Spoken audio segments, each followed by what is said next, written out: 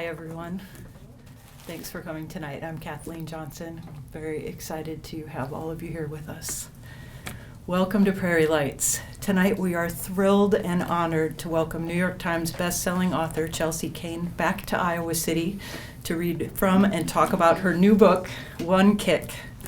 One Kick, which was just released last month, has been an Indie Next list pick, a Library Reads pick of the month, a Publisher's Weekly Top 10 pick for fall, and has received starred reviews in Kirkus, Publisher's Weekly, Book List, and more. I'll leave it at that. And more. And more. People magazine calls it a propulsive new thriller, and the New York Times Book Review says, there are echoes of Lisbeth Salander, Stieg Larsson's steely heroine in Kick Lanigan, but she's far more human and likable as a protagonist than Lisbeth Salander could ever be. We are pleased. I just was distracted by the laughter. I know, from, yes, that Frank laughed out loud. Yes, all right. Yeah, I've known Frank again since I was 3. All right, enough heckling. We are pleased to offer this new hit, One Kick, at 25% off in support of this event, and Chelsea will be happy to talk with you and sign copies for you after the event.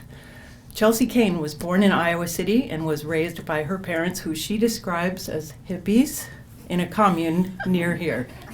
When she was a small child, they moved to Bellingham, Washington, where she was raised, and she later attended University of California, Irvine. She returned to Iowa City and later attended the Graduate School of Journalism, and while at Iowa, she wrote a weekly column for the Daily Iowan. Her master's thesis at the University of Iowa became Dharma Girl, a memoir about her early childhood on the commune.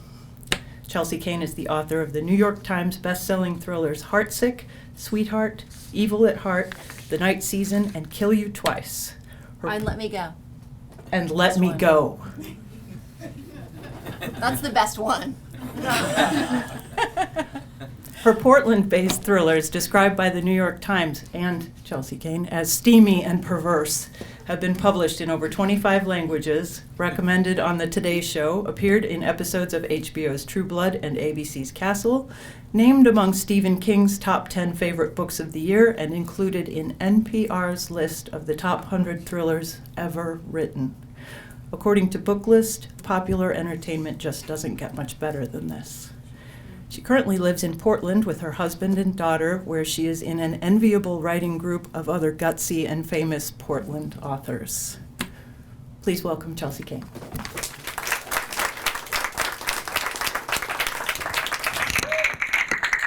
What a great introduction.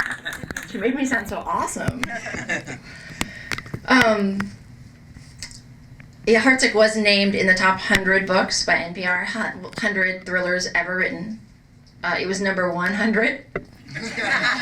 I swear, like they actually numbered them all, and Heartsick was number 100, which my agent explained to me was good, because like people with lists that long, they just read the top couple and the last couple, right? Like you just skim the middle ones. So number 100,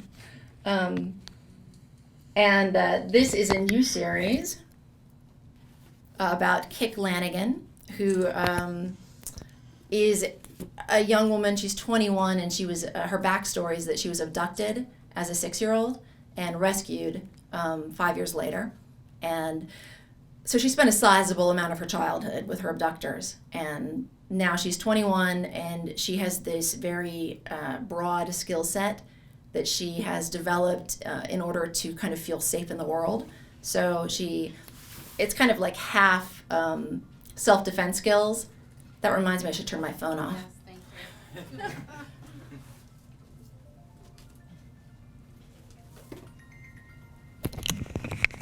It's so pretty.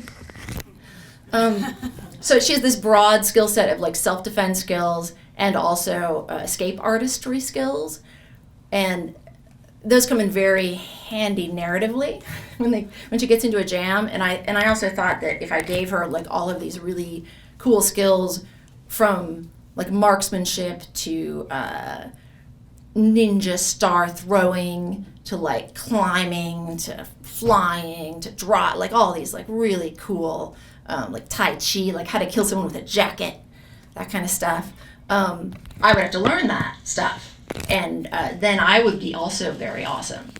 But like it turned out that I just didn't have the time to learn Tai Chi, so I had to look a lot of it up on the internet. But I did learn some very useful things that we can go over in the Q&A. Suffice to say, tonight may save your life. Okay, it's really good tips. Like, ask me later. I want this to be the first question. I'm just going to give it to you because there's that awkward moment where I'm like, I'll take questions, and everybody just sits there stone-faced. I'm giving you the first question. The first question should be, what do I do if I find myself locked in the trunk of a car? Okay? Got that? Seriously, it's going to pay off. Remember it. It just takes one of you to ask, and you all benefit. Okay? Hopefully, it won't come in handy, but you don't know. So Kik is 21. She has the skill set. She is, a little fucked up because of the whole abduction thing. She has the kind of cultural infamy of an Elizabeth Smart, where people know her and are invested in her and feel a kind of ownership of her, in the sense that she's everybody's sister, everybody's daughter.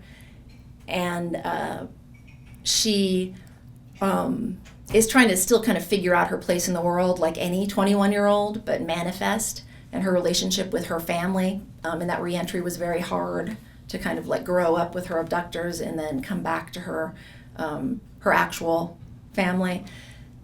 And so she's complicated and kind of angry and smart ass, but also very capable and long-haired. And she is approached by this like handsome, mysterious stranger with a private jet, just your average guy. And he wants her to help him find these missing kids. So he has all of these resources, he has all this information, these contacts with law enforcement, and the two of them team up and investigate this case. And they will become the core relationship of the series. So that's this book. You don't even have to read it now. Look at all the time you saved. This would have taken you like 7 hours. Maybe 4, like on a weekend when you're not distracted. And I will read just a tiny little bit of it, not right now. I'm going to keep talking right now. I have 4 beverages up here. I know. I think it might be a record. Yeah. I have coffee. I have white wine. I have a sparkling water. And I have an ice water. So if anyone gets thirsty, just raise your hand. Because I'm set and I won't be drinking all of it, except the wine. I was born at University Hospital, just up the road. I lived with I like the so-called hippies or whatever the introduction. My parents were so-called hippies. They lived on a farm outside of town, and they actually moved into it, like 1969. My dad was resisting the draft, and they had gone to Europe for a while, for like a year, and then my mom had gotten homesick, and so they'd come back.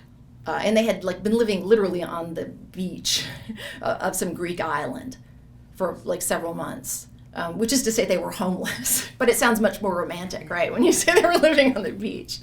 And they would wake up to the bells on the goats coming, with the shepherd boy, over the hills. And they came back then to the States, and they needed a place to live underground, right? A place where nobody would ever look. And they had some friends who were leaving the country for other reasons, unrelated, and they had a place that they rented. But my mom and dad, and this was before I was born, moved in, took over. I'm sure there was no lease, but moved in, and the other people left, and then my parents. Somehow, it wasn't an organized, let's start a commune and let's put a sign out front and hand out brochures at the university. It was just let's hang out. And then friends came, and within 2 months there were 15 people there. People would just come and just not leave. That was this extent of organization. But they had outbuildings, so people would, once the bedrooms were full, they started living in the outbuildings and then building other outbuildings. And they were all like, they were all adults in the sense that I was the only kid, but they were all like 19. So in retrospect, they weren't really adults so much. And most of them were COs, the guys were. And, you know, had like kind of vague connection, like there were, you know, people who knew people. And I was born into this place that, like I romanticized it for a long time. And I still do. Like it was a great place to spend my early childhood. We left when I was 5, and it was kind of the perfect time, you know, like to have.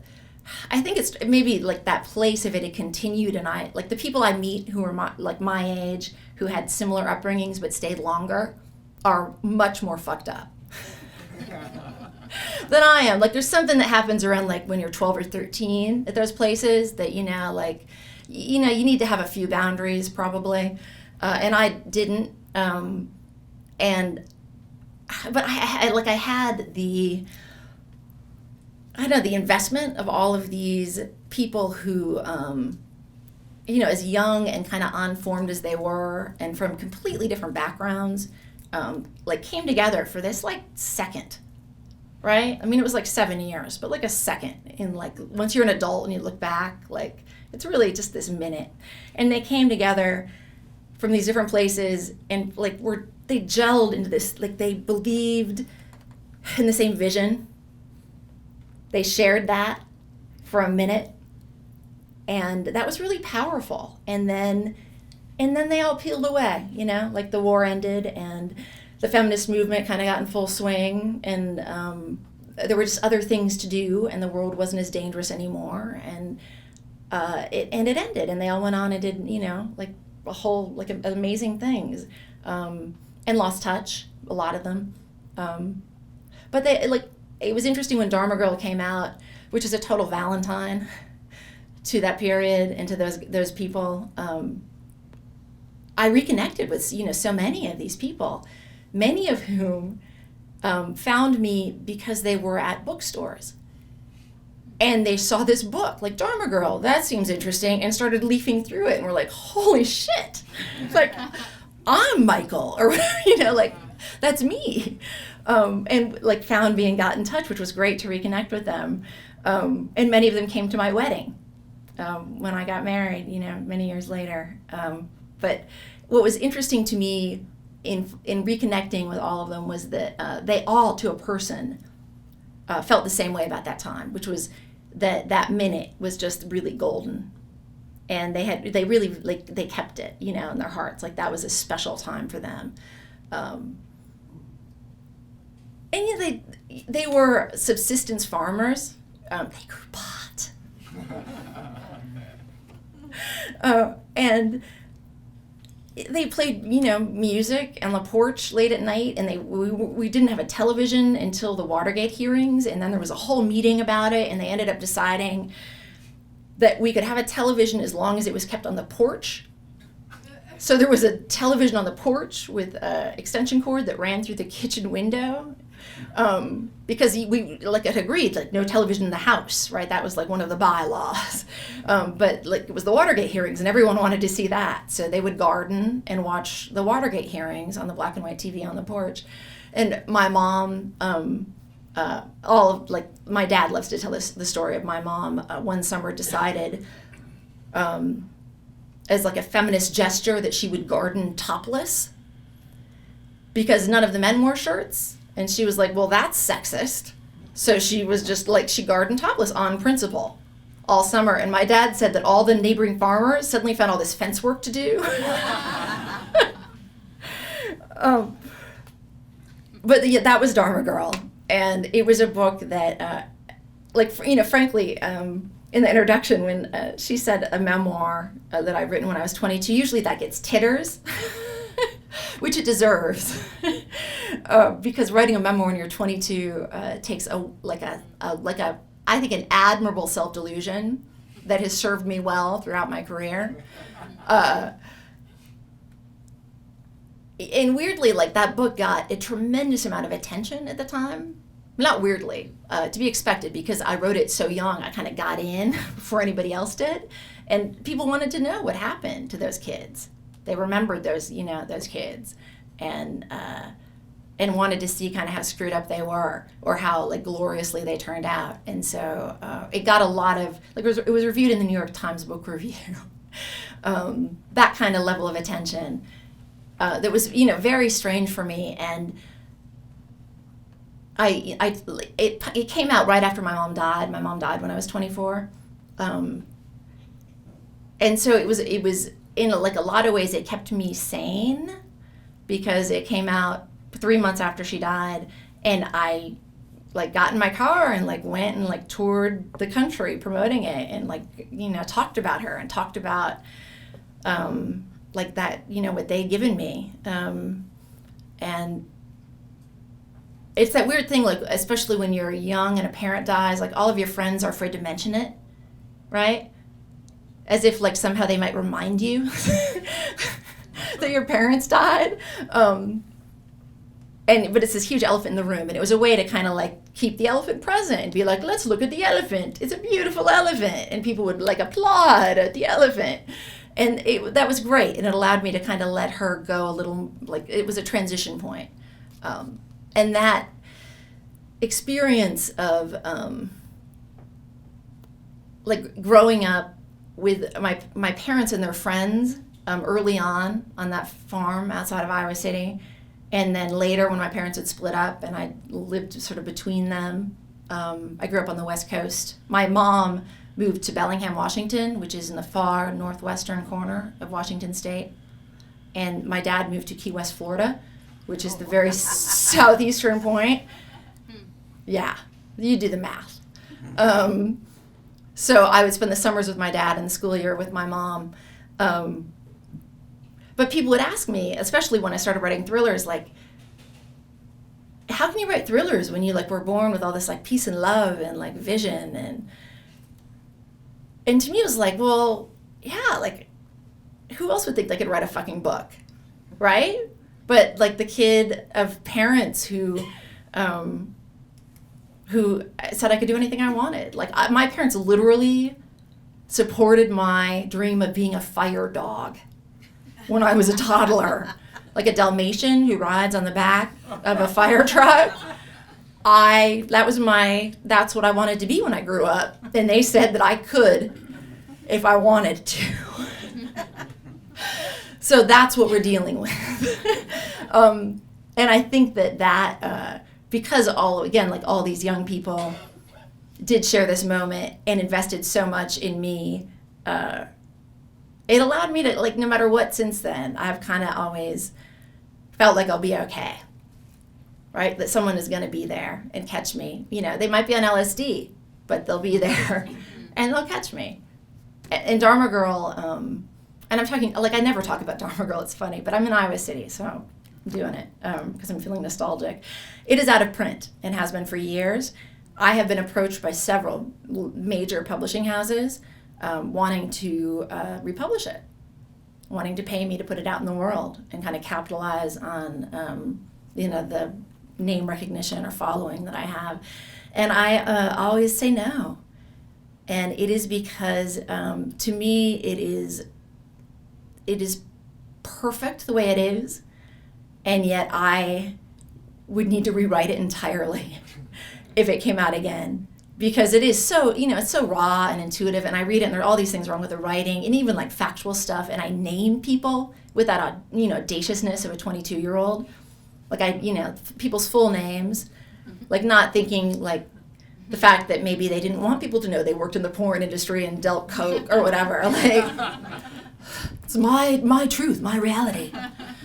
But it's, it's that, it is the story of a 22-year-old. It is that moment of my life and of my perspective. And when you think of memoirs as being the right of a person who has lived their life and has the maturity to be reflective, I think there's a value to another story, which is a very different story. because that would be a different story if I wrote it today, and it would be an entirely different story if I wrote it in 30 years. So I want to keep it as it is.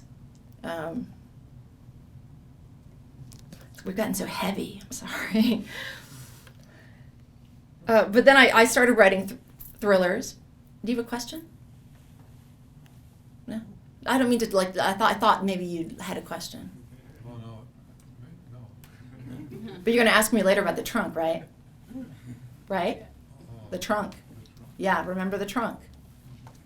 Yeah. Okay. So I started writing thrillers. There was some time in between. And I was pregnant with my daughter, Eliza. And the hormones kind of overtook me. And I became really interested in thrillers. I'd always been, like, I was a Nancy Drew nerd. And, like, I loved detective stories. Like Raymond Chandler and Dashiell Hammett and John D. MacDonald and, like, anybody. And then later, like, Sue Grafton. And but, you know, really, it was almost always men. And they were just, like, the Byronic kind of, like, alcoholic romantics with saps in their back pockets. I didn't even know what a sap was. But I knew if you got hit with the back of the head, it was bad. And I loved, like, the old movies where with the sort of hard-boiled detective noir narrative. I just really loved that.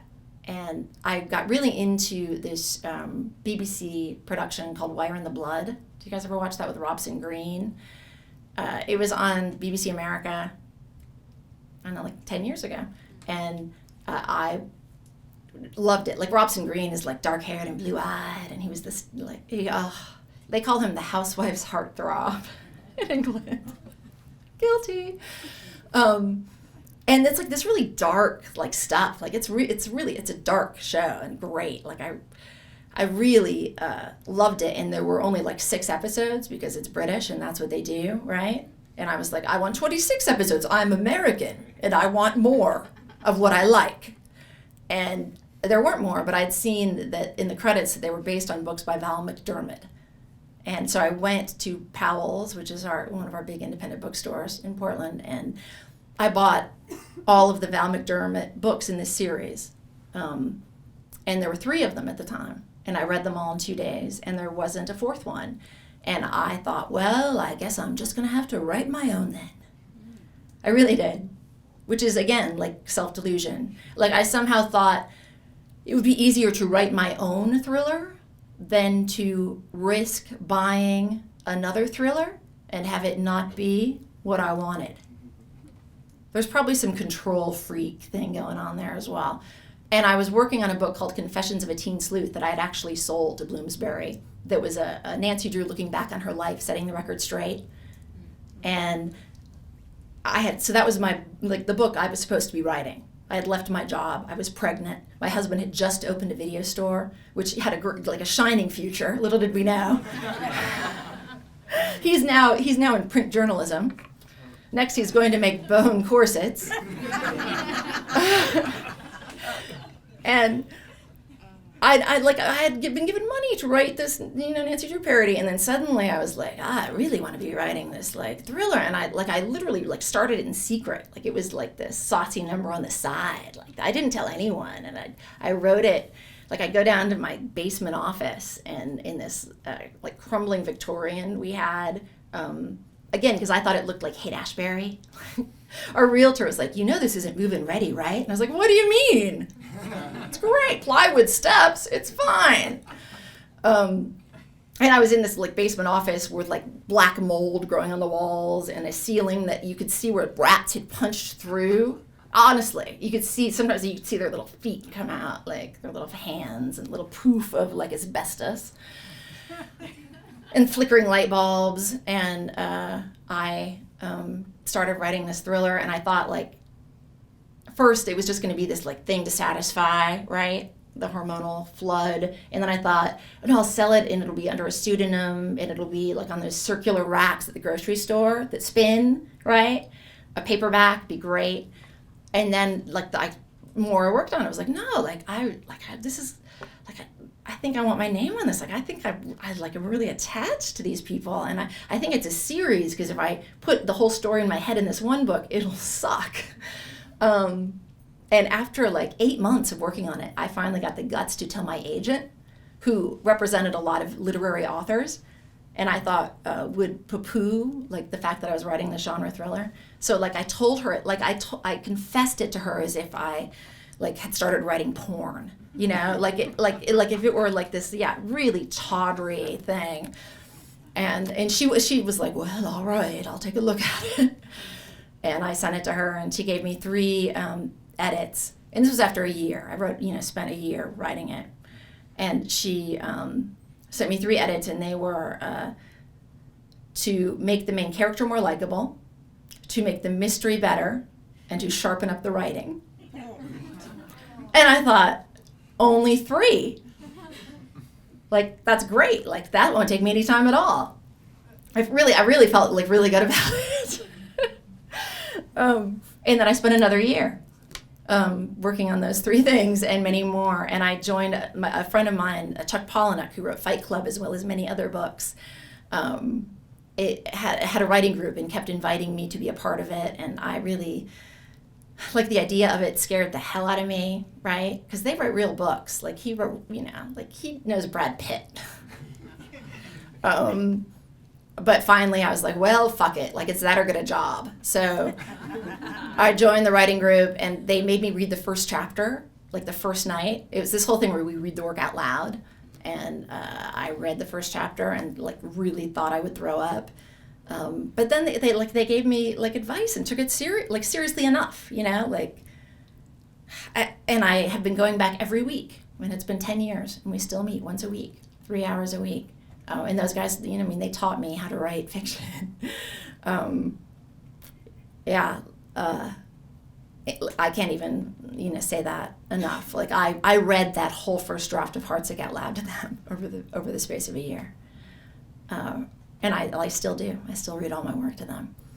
And then, the books kind of like took off. Like, Heartsick ended up kind of hitting right before the publishing bubble burst and the economic bubble burst. And so I ended up with this like crazy 3-book deal, and it debuted at number 8 on the New York Times bestseller list. It was like I was in San Francisco promoting it, and it debuted at number 8. They called me, my publishing, my editor, and the people at the house. They literally called me from a bar in New York. They were already celebrating, and I was like, oh, that's so great. And I hung up and thought, like, what can I? And I thought, like, well, I'll get a tattoo and this was my plan, with a number 8 on it, because then people would be like, what's that 8 on your arm? And I'd be like, oh, that's when I was number 8 on the New York Times bestseller list. But I didn't have time because I had to go do an event, and I went and did the event, and no one came. Not a single person. No one. And they had probably twice as many chairs set up as tonight. And I could hear, like, the booksellers begging people who were just, like, just trying to, like, get in and get a book and get home, like, begging them, please stay, please stay. And so I would just like sign stock, like I signed like 50 copies and was like, all right, goodbye, and went home to the hotel and was like, wow, that's crazy, right? Like, what a weird day. And then the next day I had another event, and I went out and did it, and no one came. Seriously, not a single person. The whole, like, next night as well. Because like nobody knew who I was, like it was the book had been out a week. Nobody had read it. Like, nobody had read it yet. Like, there've been all these pre-orders that get counted in that formula of bestsellerdom, and once you make the list, then you get pulled and people start to notice you. But it was good. Like, it kept me grounded, to say the least. So there are 6 books in that series, and there will be more. I wanted to start this other series, and I will tell you why if somebody asks me, but not a moment before then. And I will write another one of these Kick books, or publish another one next August, and then I will alternate between the 2 series. That's the plan. And now I'm going to read you a few pages of the book.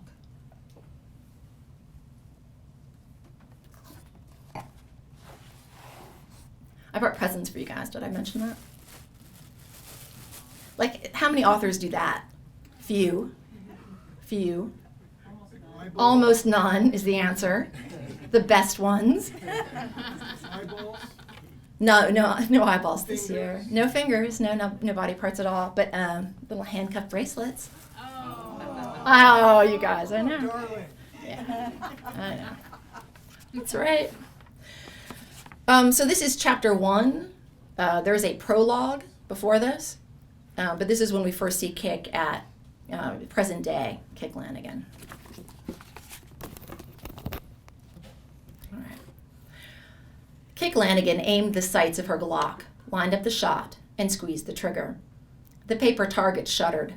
Kik inhaled the satisfying smell of gunpowder and concrete and squeezed the trigger again and again. She emptied the magazine. The gun barely moved in her hand. She had learned to shoot with a .22, but she'd been firing a .45 since she turned 14 and first started coming to the shooting range. Even at 14, she'd known she wanted something that could bring down a bigger target.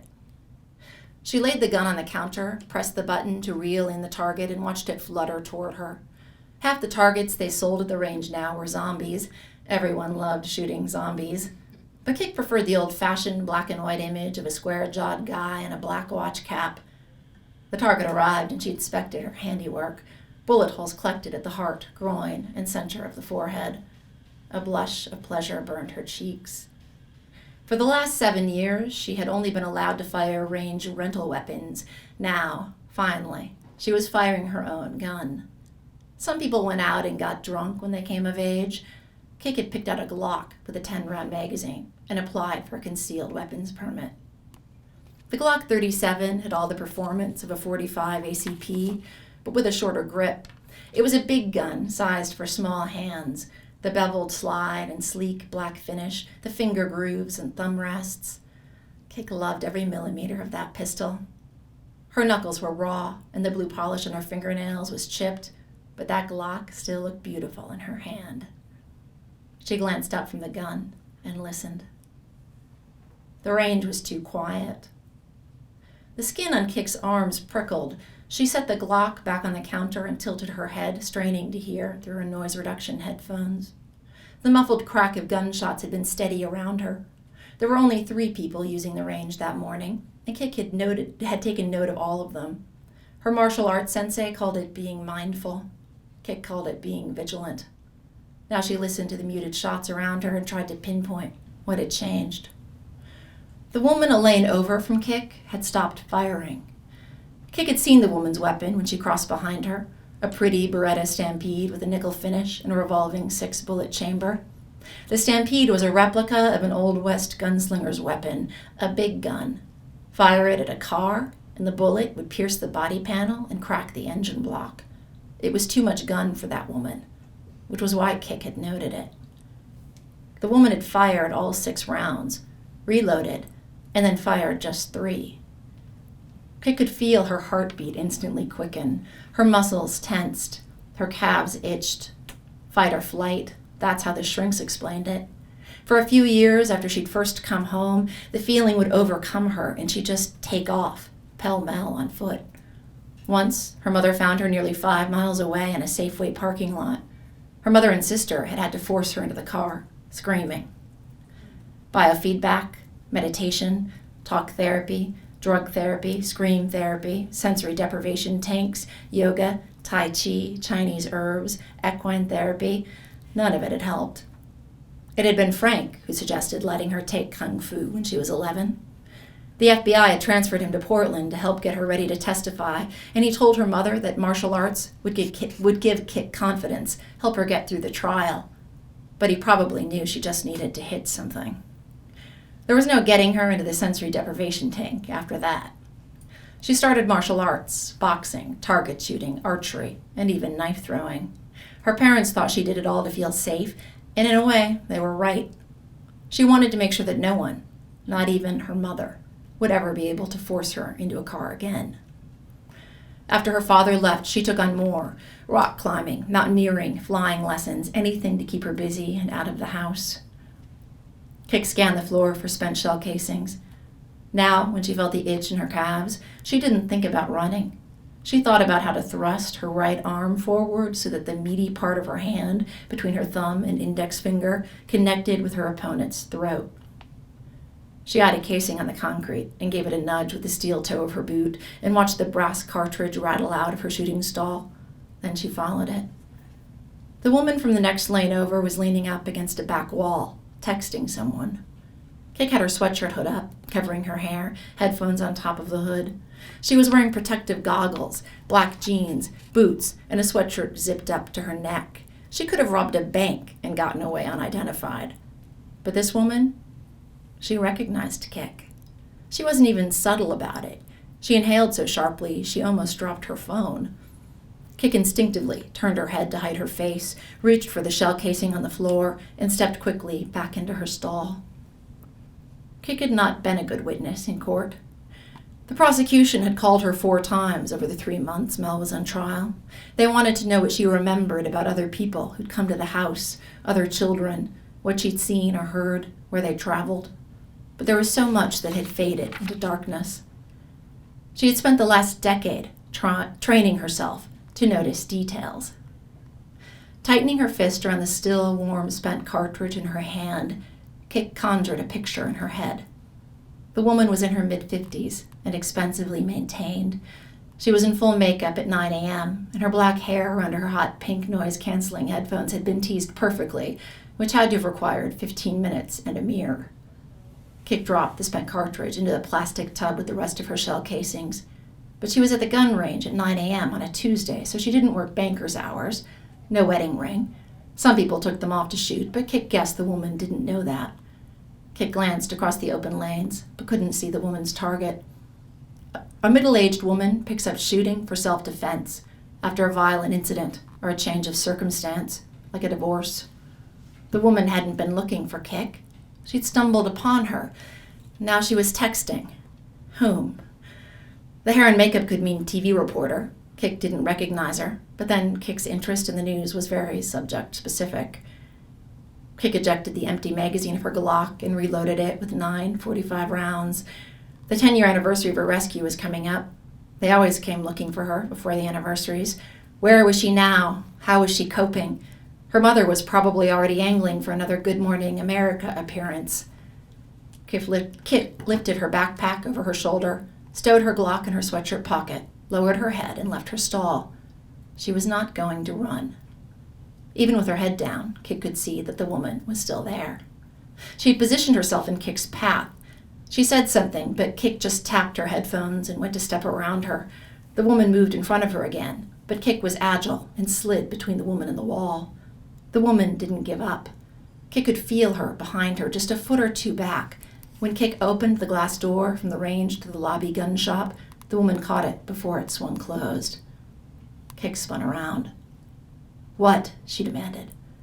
She could execute a front kick to the woman's chin, crushing her larynx, shattering her teeth, and breaking her jaw. The woman smiled brightly and said something that Kick couldn't hear.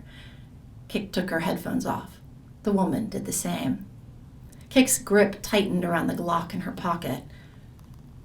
I just wanted to say, the woman said. She pressed her lips together and her eyes filled with tears. We were all so happy you made it home. Kick took her hand off the gun. A gold pendant set with 4 different gems hung around the woman's neck, and she worried it with a nervous hand. 4 gems, the birthstones of each of her children. The woman was Kick's mother's age, which meant that she'd probably had kids about Kick's age when Kick had disappeared. The woman wasn't a reporter. She was a mother. Glass display cases full of weapons lined the gun shop walls below paper targets for sale. Osama bin Laden, a woman with a beret and an AK-47, zombies, a man with a watch cap and a bag full of cash. I prayed for you, the woman said. Kick saw the ex-cop working behind the counter glance up from the page of gun and ammo magazine he was reading and then go back to his article. A lot of people had told Kick that they'd prayed for her. It was like they wanted credit, to be counted. Kick was never sure how she should respond. I guess God wasn't listening the first 5 years. Thank you, Kick muttered. The woman put her hand on Kick's shoulders and Kick flinched. People always wanted to touch her, especially the mothers. You were rescued for a reason, the woman said, and Kick groaned internally.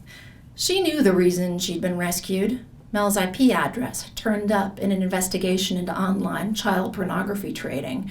According to Frank, the entire operation was a series of botched calls and interagency drama. They hadn't even known she was there. The reason she was rescued was dumb luck. If you ask me, the woman continued, that bastard deserves what's coming to him. The devil gets his due one way or another. Excuse me, Kick said politely. I have to buy a taser. She stepped backward, out of the woman's reach. We all thought you were dead, the woman called. She was gazing at Kick with a sort of glassy-eyed reverence, like she just found the face of Jesus on her toast. On the wall behind her, the bank robber was aiming the barrel of his gun at her back. It's like a resurrection, the woman said, beaming. She pointed upward at the gun shop's drop-paneled ceiling. There's a plan for you, she said. Her tongue was out a little bit, the tiny pink tip. If Kick connected with her chin, the woman would bite it right off. The woman took a step toward Kick. Trust yourself, Kit, she said. Kick winced at the sound of her old name. Kick, she corrected her. There was no comprehension in the woman's face. I go by Kick, Kick said, feeling her center harden. Not Kit. Not anymore.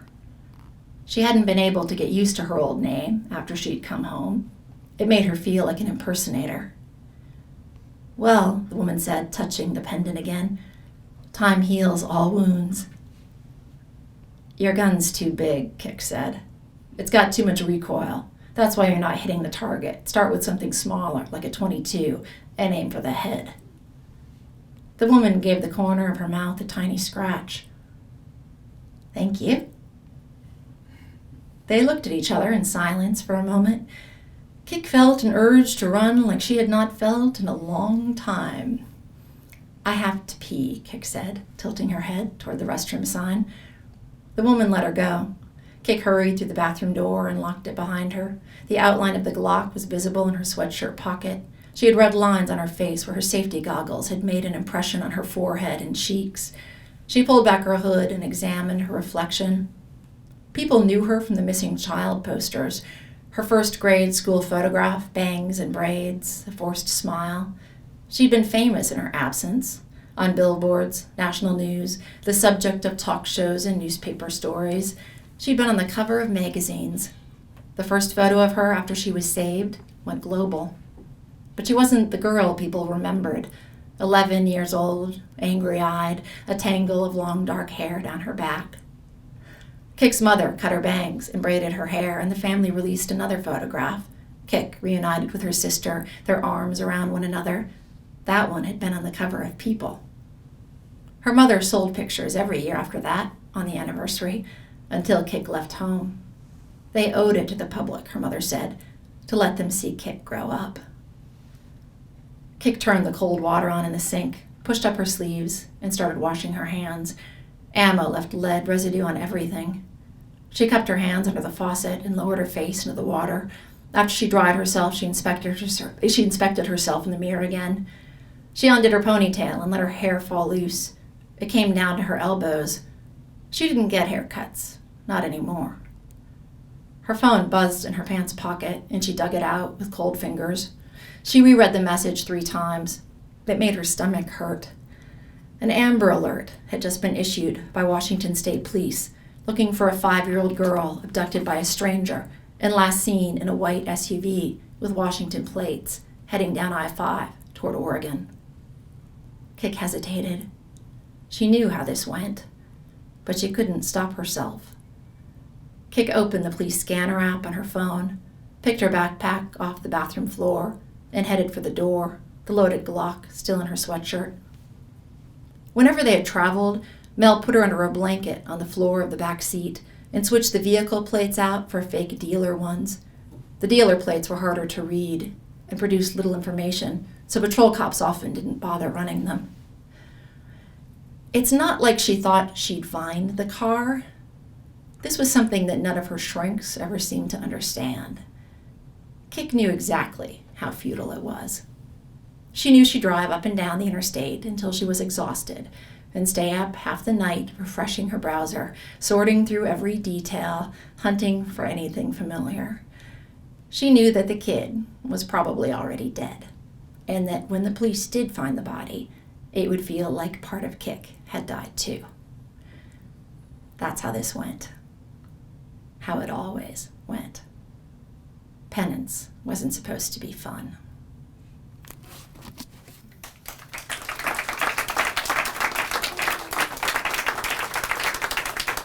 All right, who remembers the question? We're going to start with the question.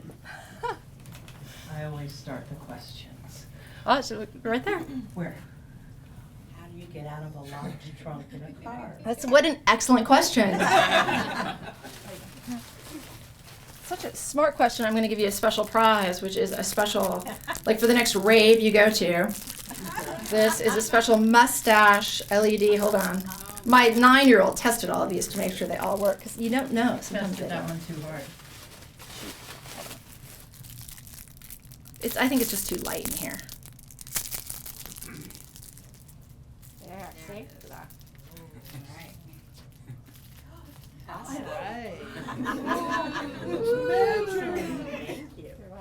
You can re-get that. Okay, so how do you escape the trunk of a car? This is like something, it's a trope, right? You see it all the time. Like certainly like the books I read as a kid, like the Raymond Chandler books, like he always ended up in the trunk of a car, always. Here's something very interesting that I did not know until I Googled, how do I escape the trunk of a car? Every US-made automobile, okay, made after 2002 on, this is everybody like, oh, I know, has an emergency release lever in the trunk that glows in the dark. Like there's no excuse. Yeah, so the takeaway here, and like most like foreign made as well, but there's actually a law that, you know, in the States, like any car manufactured in the US has to have this. And like Honda's been doing it forever. But the lesson here is that when you get into a car with a stranger, ask the make and year of their vehicle. Just work it into casual conversation.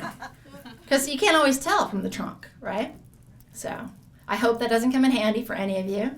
But if it does, I hope you remember this evening. And you'll have a little flashy ring so you can look all around the trunk. Question back here. Hi. I just wanted to know what your inspiration was to create the character Kick. Another very excellent question. Oh, do you want a flashy ring? Not everybody gets it. Don't get your hopes up. I don't have a whole bunch of them. Yeah, okay, you can like that, you just squeeze it really hard for a long time. Okay. I've written 6 books in this other series, and I had early on in that series thought that I should write many series, right? Because other people do that. And I thought, like, I shall be the queen of the thriller series. Like, that seemed like again, self-delusion. It's very powerful. And I thought it seemed like a really good idea, and I had seen other authors do it. The trouble is I couldn't think of any ideas. And like I could think of like half-assed ideas, and I would write a chapter, but I would always go back to these other characters I was writing about because they were way more interesting. And I knew I had to come up with something that could sustain my attention and compete for these characters that I really felt attached to and, you know, was invested in. And it frankly had done a lot of work creating. So it's easier to write those books. And then, you know, I finally kind of landed on this character of Kit Glanigan. And part of that is that, like I was a kid who was always really interested in crime, like solving crimes. Like I had a pet detective agency called Paws and Claws. And my friend Molly Bettis and I made lost pictures of all of the local pets in our neighborhood in case any of them went lost, because we figured like you like lose valuable time, right, making all those signs when a pet goes missing, and we'd be ready, like we had files on the pet and they were ready to go. Anything happened, like we could slap those suckers up. And unfortunately none of the pets ever went missing. So it was all for naught. I still have a lot of those though. Not great likenesses, but a lot of heart. And I was always trying to solve crimes, and I was very interested in the missing kids on the side of milk cartons, which is such a like cultural reference, right? But really was only around for like 3 years in the 80s, until in fact Dr. Spock came out against them because he said it fucked up other kids. Because it was stressful to like drink milk at lunch, you know, like with the face of a dead kid on the side of it. Like that's stressful for kids. And I really set out to memorize all those faces. And like I actively looked for those kids in crowds or on playgrounds, anywhere I was. In airports, like I really felt duty bound, like as a fellow child, as part of the community, to keep my eyes peeled for these missing kids, none of whom I ever found, obviously. And I think that Kick, in a lot of ways, is just a manifestation of the kind of badass girl I imagined myself being at that time. And also, you know, I write this other series that is about a detective and he's kind of twisted relationship with a serial killer. And the serial killer is very beautiful and charismatic and smart and very good at killing people. She really loves her vocation, takes a lot of pride in killing people, and she doesn't have a point of view in any of the books. Like, they're Archie's books. They're about Archie, and yet the books immediately became known as the Gretchen Lowell series, and everybody wanted to talk about Gretchen Lowell, the serial killer. Like, she became this kind of like phenomenon. People ask me to draw, like Gretchen Lowell, her signature as a serial killer is to carve hearts on her victims, and people ask me to draw hearts so that they can have them tattooed on their bodies. Like people connect with her in a way that I had never, it had just never occurred to me. I'd never imagined. And I have thought a lot about that, like I literally have been told by young women that Gretchen Lowell inspires me, right? And I thought, like, to do what? And can I be like prosecuted for that? But I get now why that is, and it's because she is just this, there are so few powerful female archetypes, and even the ones that exist, they might have really powerful jobs, but they're kind of like riddled with self-doubt, right? They're always just asking, like, just apologizing and second guessing and thinking about boys, and you know, like they're kind of paralyzed with all their internal stuff, and that is clearly really resonates with women in our culture, because you know, we eat it up, like that's what's out there, and there's a loop there, so it resonates. But I think it has eclipsed everything else, so that when a powerful female appears in a kind of cultural, like, genre work, it's notable, right? Like Gretchen Lowell has very high self-esteem. She's a serial killer, but she's confident about it. And I really, I was very, I was very determined to create a female protagonist in my other series who was capable as well, and yet didn't kill people.